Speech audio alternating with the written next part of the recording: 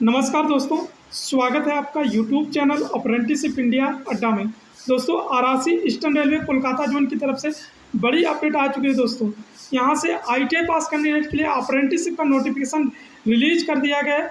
इसी के बारे में पूरा डिटेल वाइज देखने वाले हैं। Eligibility condition, application process, selection process क्या क्या रखा गया है। दोस्तों, इससे पहले अगर आप अभी तक यूट्यूब चैनल को सब्सक्राइब नहीं किए तो सब्सक्राइब कर लीजिएगा। वीडियो देख रहे हो तो वीडियो को लाइक और शेयर कीजिएगा।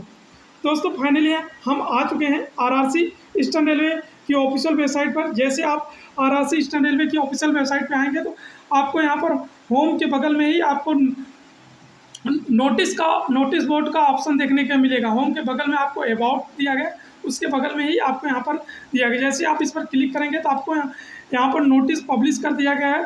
जो यहाँ पर देखेंगे तो आपको अप्रेंटिस के लिए यहाँ पर नोटिस पब्लिश किया गया। Notification for the engagement of the act apprentice training slot eastern railway units notice number RRC ER act apprentice 2023-24 के लिए यहाँ पर न्यू करके नोटिस पब्लिश हो चुका है। जैसे आप यहाँ पर क्लिक करेंगे तो यह नोटिफिकेशन डाउनलोड हो जाएगा। यहाँ से नोटिफिकेशन मैंने डाउनलोड कर लिया। रही आपकी डिटेल नोटिफिकेशन। आप लोग जानते होंगे कि अगर जो भी रेलवे से अप्रेंटिसशिप करता है उनको रेलवे ग्रुप डी भर्ती में बहुत सारा बेनिफिट देखने को मिलता है। तो इसके बारे में भी डिस्कस करेंगे कि रेलवे में जो अप्रेंटिसशिप करता है क्या क्या बेनिफिट मिलता है। तो इसके पहले आप यहाँ पर देखेंगे ईस्टर्न रेलवे की तरफ से ये नोटिफिकेशन पब्लिश किया गया है आरआरसी ईस्टर्न रेलवे की तरफ से। नीचे यहाँ पर स्क्रॉल करेंगे तो आपको यहाँ पर डेट पर मेंशन किया गया है कि आपकी जो नोटिफिकेशन 12/9/2023 के डेट में पब्लिश किया गया था वेबसाइट पर, और आपकी जो फॉर्म स्टार्ट होगी वो 27/9/2023 से स्टार्ट होगी, जिसका क्लोजिंग डेट 26/10/2023 रखा गया है। तो आप इस यहाँ पर फॉर्म अप्लाई कर सकते हैं। जी, यहाँ पर जो आपकी यूनिट्स और ट्रेड के बारे में आगे इन्होंने पूरी डिटेल में डिस्कस किया है। तो आप यहाँ पर देख सकते हैं अलग अलग जो आरआरसी ईस्टर्न रेलवे की तरफ से जो डिवीज़न होते हैं। जैसे हावड़ा डिवीज़न में यहाँ पर जो यहाँ पर मेंशन किया गया है, हावड़ा डिवीज़न में देखेंगे तो यहाँ पर आईटीआई के बहुत सारे ट्रेड को मौका दिया गया है। यहाँ पर इनकी सीटें भी बताई गई हैं कम्युनिटी वाइज, और यहाँ पर पीडब्ल्यूडी की कितनी सीटें हैं पूरा डिटेल में दिया गया है। यहाँ पर ट्रेड का नाम दिया गया है। यहाँ पर देख सकते हैं fitter, builder, gas and electric और मोटर मैकेनिक, डीजल मैकेनिक और machinist, carpenter, painter, lineman, general, wireman और refrigerator and air AC mechanic. और नीचे देखेंगे तो यहाँ पर इलेक्ट्रीशियन और electronics mechanics, machine tools maintenance EMMT के लिए यहाँ पर दिया गया। टोटल वैकेंसी यहाँ पर 659 पोस्ट है। ऐसे ही अलग अलग यूनिट्स में यहाँ पर डिवीजन में दिए गए हैं। अगर आपका जो भी ट्रेड है तो आप यहाँ पर अपने ट्रेड वाइज यहाँ पर फॉर्म अप्लाई कर सकते हैं। पूरा यहाँ पर हर जैसे यहाँ पर लिलुआ वर्कशॉप है, यहाँ पर दिया गया है। लिलुआ वर्कशॉप में 612 पोस्ट पर है। आपका ट्रेड दिया है तो आप अप्लाई कीजिए। सियालदह डिवीज़न दिया गया है। सियालदह डिवीज़न में टोटल यहाँ पर 404 पोस्ट पर वैकेंसी निकाली गई है। और नीचे स्क्रॉल करेंगे यह कंचरापारा वर्कशॉप है, यहाँ पर भी दिया गया है। यहाँ पर 187 पोस्ट पर वैकेंसी निकाली गई। ऐसे अलग अलग डिवीज़न में यहाँ पर दिए गए हैं। मालदा डिवीज़न है, यहाँ पर जो टोटल वैकेंसी है 138 है। तो जो भी आपका जो ट्रेड है आप यहाँ पर अप्लाई कर सकते हैं। आसनसोल डिवीज़न है, यहाँ पर जो 412 पोस्ट पर वैकेंसी निकाली गई है। इसके बाद यहाँ पर जमालपुर वर्कशॉप है, यहाँ पर टोटल वैकेंसी के बारे में बात करें तो 667 पोस्ट पर यहाँ पर वैकेंसी निकाली गई। यहाँ पर अलग अलग जो कैटेगरी वाइज यहाँ पर रिजर्वेशन भी दिया गया है। SC ST कैंडिडेट को लिए, OBC कैंडिडेट को, सभी को यहाँ पर रिजर्वेशन दिया गया है। तो आप अपने सीट के यहाँ पर देख सकते हैं। और आपको यहाँ पर PWD कैंडिडेट को भी रिजर्वेशन दिया गया है। तो आप यहाँ पर अपनी अपनी सीट के अनुसार आप अपने देख सकते हैं। और यहाँ पर एलिजिबिलिटी कंडीशन जो रखा गया है वो यहाँ पर आपके पास एज का जो क्राइटेरिया रखा गया 15 से 24 ईयर आपकी एज होनी चाहिए। तो आप हम अप्लाई कर सकते हैं जो जनरल कैंडिडेट हैं। और इसके बाद नीचे यहाँ पर देखेंगे तो SC ST कैंडिडेट को जो हैं और PWD कैंडिडेट हैं जो हैं, और OBC नॉन क्रीमिलियर के लिए यहाँ पर छूट दिया गया। SC ST के लिए 5, OBC नॉन क्रीमिलियर के लिए यहाँ पर 3 ईयर और PWD के लिए यहाँ पर 10 ईयर का एज रिलैक्सेशन भी दिया गया है।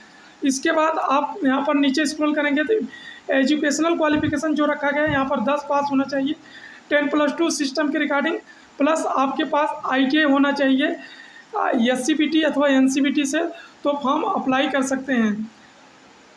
दोनों कैंडिडेट फॉर्म अप्लाई कर सकते हैं जो यहाँ पर मेंशन किया गया है। 10वीं में आपके पास 50% होना चाहिए मिनिमम, 50 से अधिक हो, 50 से कम नहीं चलेगा जो यहाँ पर दिया गया है, तो आप फॉर्म अप्लाई कर सकते हैं। इसके बाद यहाँ पर मेडिकल फिटनेस दिया गया है, आप इसको भी आपको अप्रेंटिस एक्ट के हिसाब से आपको बनवाना है, जो आपको परमिट दिया गया है। यहाँ पर सिलेक्शन प्रोसेस के बारे में जो यहाँ पर मेंशन किया गया है वो यहाँ पर देख सकते हैं। यहाँ पर एवरेज परसेंटेज मार्क्स लिया जाएगी, यानी आपकी 10वीं की परसेंटेज को जोड़ा जाएगा प्लस आपके ITI की परसेंटेज को जोड़ने के बाद यहाँ पर 2 से भाग देके जो एवरेज में आएगा उसके आधार पर यहाँ पर मेरिट बनाई जाएगी, जो यहाँ पर एग्जाम्पल देके भी समझाएगा, इसको भी आप देख सकते हैं। इसके बाद आपकी जो फॉर्म स्टार्टिंग डेट तो पहले से क्लियर कर दिया, वो अभी फॉर्म स्टार्ट नहीं हुआ है। और एप्लीकेशन प्रोसेस जो यहाँ पर बताया, फीस का यहाँ पर बताया गया है, वो यहाँ पर 100 रुपीज़ रखी गई है। जनरल और OBC कैंडिडेट के लिए रखा गया है, SC ST PWD और वोमेन कैंडिडेट यानी महिला कैंडिडेट के लिए भी यहाँ पर फीस में छूट दी गई है, कोई फीस उनको पेमेंट नहीं करना एप्लीकेशन फीस, तो यहाँ पर फॉर्म अप्लाई कर सकते हैं। फिर भी अगर आपको कोई भी डाउट है बेशक कमेंट बॉक्स में मेंशन कीजिएगा, टोटली आपकी हेल्प एंड रिप्लाई की जाएगी। और यहाँ से बता दें जो भी रेलवे से अप्रेंटिसशिप करता है उनको क्या क्या बेनिफिट्स मिलता है। तो अगर आपको यहाँ पर बात करें, अगर आप जब भी रेलवे से अप्रेंटिसशिप करेंगे तो आपको एक NSC सर्टिफिकेट मिलता है जिसे नेशनल अप्रेंटिसशिप सर्टिफिकेट बोलते हैं। और इसके बाद आपके इसके सर्टिफिकेट में आपको जो भी मार्क्स मिलते हैं उसका वेटेज दिया जाता है। और आपकी जब भी RRC ग्रुप D की भर्ती होती है उसमें आपकी 20% सीटें रिजर्व रहती हैं।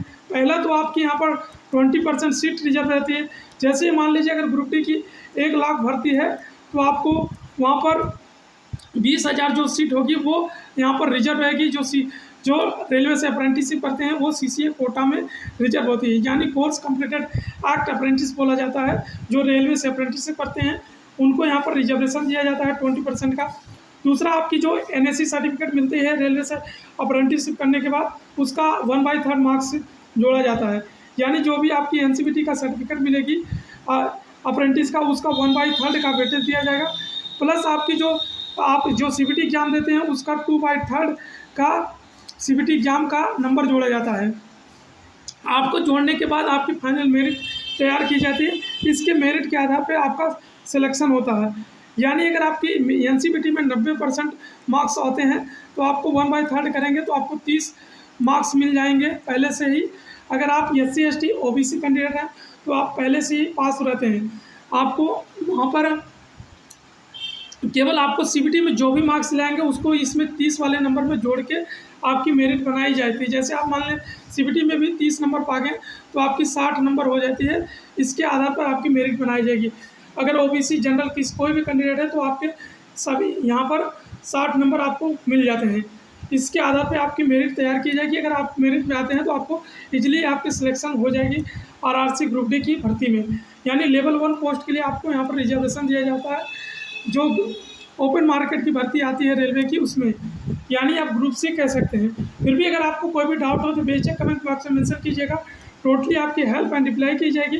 फिर भी अगर आपको कोई भी डाउट है तो लिंक टेलीग्राम का दे दिया हूँ, आप टेलीग्राम पे में ज्वाइन हो सकते हैं, वहाँ पर भी आपकी डाउट क्लियर हो सकती है।